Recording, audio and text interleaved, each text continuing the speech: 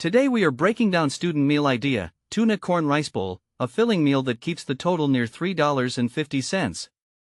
The basic ingredients are rice, canned tuna, corn, yogurt, black pepper.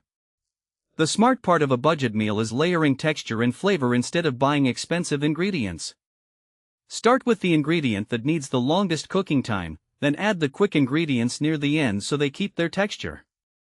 Cook the main ingredients for tuna corn rice bowl until they are hot and tender.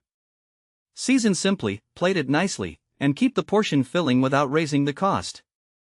Here is the budget breakdown. The estimated total is $3.50, so the meal stays affordable without feeling empty. A little acidity, heat, or fresh garnish can make a simple plate taste much more complete.